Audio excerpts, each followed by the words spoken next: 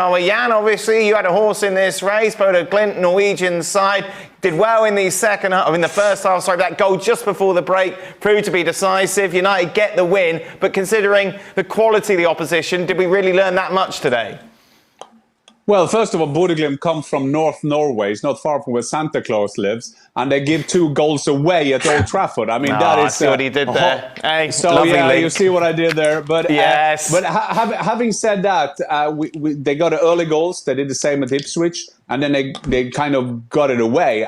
I don't think we have learned a lot over the 2 games from Manchester United. Got a point at Ipswich, beating Bodo Glimt at home, a Bodo Glimt team that rotated their team because they got the title decider this weekend. Just tell you the fact here. So I think that when you played with 3 at the back, you saw that second goal, you saw their vulnerability. Yeah, thank you for helping me out with that word. But you see how hurtful that can be when you play 3 at the back and you just chip the ball over there, and Malaysia having tempo trouble at that moment. Having said that, I must say the goal from Højlund, where he used 2 touches, that was a brilliant goal, and 2 goals from him can help him for confidence, and it can also help Manchester United going into the harder games against Everton at home this weekend. Obviously, Mark, you know, we're desperate to jump to conclude. What have we learned from these first 2 games? But it's fair to say not too much. Is that fair? Well, I don't think we've learned too much, but I think Ruben Amorim will have learned a lot about the players that he's got at his disposal, and it'll have confirmed what he already probably feared, is in the sense that the players he's got aren't good enough. You know, he's got 1 or 2 good players, but I think, you know, he's given players a chance. You know, Tyrell Malasia's not played for 18 months. He had a game tonight. I think it's probably unfair to judge him, considering he's not played for so long. But, you know, Mason Mount had a game. He's put Bruno Fernandes in midfield. I think this is what Amorim's doing. He's trying to look at the players he's got and try to find out who's suitable for his system, who can survive in his squad, and how he can progress. Now, what he said at the weekend was that he's going to be playing teams and resting players because he wants players to spend more time on the training ground than on the pitch. But United are playing 2 games a week, so they need to find a way to play the games as well as train. But he's trying to coach his players and work out how they can fit into his system. So he will have learnt a lot. I think the players will have learnt a lot from Amorim as well. But I think people like ourselves who've watched United a lot over recent years will look at this and think, well, this is what we already expected. We knew that these players have let down previous managers and they won't succeed under Amorim. But I think he has to realise that by giving them a chance. He's given them a chance tonight, and some have let him down, and some have performed. I mean, Højlund scored 2 goals. That's good for his confidence. He might think that Højlund's a player there that he can get the best out of. But I think from Amorim's perspective, he'll think, you know something, I've got a lot of players to get rid of here, and I've got a lot of players to replace. Well, but you say they've let down previous managers, Augie, but most of those players, or a lot of those players, came in under the previous manager. Whether he had his paw prints over them all or not, doesn't matter. He was the man in charge when most of these players come in. Obviously, Ruben Amorim has had no say in any of them, so he's just been handed this lot and been told, probably, I don't know what he's been told about January. Obviously, there'll be a lot of changes in the summer, but he's just been told you're going to have to get on with it. So he's in a position of trying to figure out how he can get this group of players to the best position, particularly in the league, between now and the end of the season. What do we know? We know De Ligt can't run. He's not the quickest. Those balls over the top, if the left-sided centre-back gets caught out, then he struggles to get across and help because of his mobility.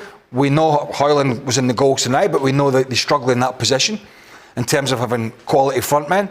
We saw Anthony in the side tonight, but that won't last, particularly as a sort of attacking wing-back. I didn't even know Mount was playing today. We watched the game. Well, you know, we were watching both games, but Mason Mount, you know, there is a good player in there, but is there the player that they pushed so hard for and spent quite a lot of money on? I have my reservations about that. But yeah, he's just trying to figure out, right, who can I use to get the best results, clearly, in the short term until we can get the reinforcements that I want in or the recruitment team want. And that's basically what he's trying to figure out. They play Everton at the weekend, and then it's Arsenal in the midweek round of fixtures. Then he's going to get a real feeling about where he is with some of these players. Looking at January, Mark, you tell us there isn't a lot of money to spend. Is it just a write-off? Is it just silly of us to speculate at all if anyone new's coming in because they just don't have the finances to do that? pretty much it's not going to happen unless they can get somebody out. And we know that you don't really get big deals in January. So who could United let go that would raise enough money for them to invest in the squad? Marcus Rashford, Bruno Fernandes, Alejandro Garnacho. Well, realistically, none of those are going to leave in January. They might not even leave next summer, but they're the only players that they can actually raise a significant, sum of money for. Now, in terms of bringing people in, there are quite a few players that are out of contract across Europe next summer that have got 6 months left on their contract that they could maybe think, well, let's try and get one of those players that's got 6 months on his contract at his current club. It might be an attractive proposition to them to sign for Man United. It'll be an attractive proposition for the selling club to actually get some money in, but that's the market they're looking at. It's not ideal, but it's not an ideal market. But equally, if you said to Ruben Amorim, right, you've got a blank sheet of paper, any of those players in that Man United team sheet tonight, would you have in your blank sheet of paper if you could start a list of ideal targets? Probably not. I don't think any of those players in that team, he would think, do you know something? I think there's a player there. Even Bruno Fernandes, he's 30 years old and I'm not quite sure where he fits into his system. He's not a midfielder. He doesn't really seem to fit in the front three. And you could make the same case for Marcus Rashford and even Alejandro Garnacho. I'm not quite sure where these players fit in. So they're going to have to have a big conversation at United, a big discussion about, are they brave enough to do what Liverpool did to Felipe Coutinho a few years ago and say, right, yes, they're our biggest players, but they've got to go to bring some money and to get some other people in. And I'm not sure they're at that stage yet. And I'm not, obviously, neither Rashford, Garnacho or Fernandes is going to raise the money that Coutinho got for Liverpool. But I think that's the point where they're at now, whereby United have got financial difficulties in the sense that they haven't got a lot of money to spend. So they might have to look at getting rid of one of their, like I say, more saleable assets. But but I who's don't buying think any player Rashford, leaving United would hurt. Well, this is it. This is what I'm saying. I don't think anyone that would leave would hurt the club in terms of leaving them. And come to buying them, well, you're right. Who would take Marcus Rashford with, 3 years left on a massive contract? Nobody. Who would take Bruno Fernandes with 4 years left on a massive contract? Nobody. Garnacho may be, he's a young kid that's got potential, but he's not ready for Real Madrid yet. He's not ready for Barcelona. So again, who's going to take these players? So United's problem is that they need players in, but they haven't got anyone they can get rid of to raise the funds to get them in. So they're in a real situation. All that has to happen is Ruben Amorim has to get his players fitter. That's the basic. They're not fit enough. He has to get them fitter. And he has to find a way to get more out of them. But there's some players you can't get fitter. You're not going to get Casemiro or Christian Eriksen fitter now. They're just not going to get fitter. So it's a real difficult challenge. But, I do think he's got the presence and personality to make this job a success, but not with this group of players. Wherever you are in the world, a new coach is going to come in and get them fitter. Yeah. That's it. No ketchup at the training ground. No ketchup, no fries, no salt. But I just think that we talk a lot about money. There is another currency here, and that is time. There is no chance that he can fix this season.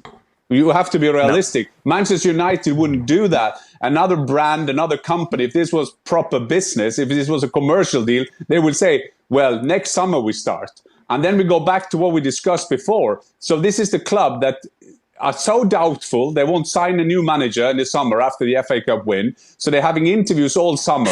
And then you take in a developing coach that will develop into something great. And I'm with Mark.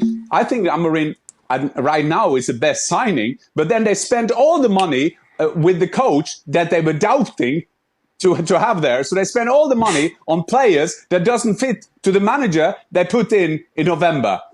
Oh, thank God this was not Glazer, because then there will be some new scarves, yellow and green out all over Old Trafford, by the way. And now Amorim is standing there. He has the presence, he has the idea, he has the age, he has the energy. But you have to be realistic. Manchester United won't be there at least before next summer, because in January, when we see the transfer market, even if they had money, and apparently they haven't, they won't get any new players in that could make them better. It is true, and we have discussed this. It was an absolute bonkers strategy to spend, I think, $200 million in the summer with a manager who we all knew was a dead man walking. Right? They knew it, but they still did it. And Jan's right. It was, and we've talked about this. It was a strategy that said, currently, we have no more idea than the Glazers and the Ed Woodwards and all that, John Murtaugh and all that sort of era. It was the exact same thing. In fact, it was probably worse. It was probably worse because it was staring them in the face, and yet they've gone out and done it. So absolutely, and you're right. Who would you want to buy from this Man United team? No. I mean, like Mark said, Garnacho is a potential. I think you're running out of names after that. Yeah, but not paying big money. No way. And Marcus Rashford. I mean, what you got? Who's going to pay? Who's going to? We had a discussion. Who was the guy? Martial. We had a discussion about Martial a year or two ago with another colleague, and we were talking about, oh, well, they might get 50 or 60 million for Martial. And I'm sitting going, 50 or 60 million for Martial? You're lucky if you get 5. In fact, you're lucky if you get 500,000. I mean, seriously, they have a bunch of people that no club worth their salt really wants, apart from some of the younger players. I'm not, and Augie's right, I'm not shoehorning the younger players in. I'm talking about high earning, big costing senior players. They are absolutely stuck with them because nobody, trust me, nobody is buying them. Typical.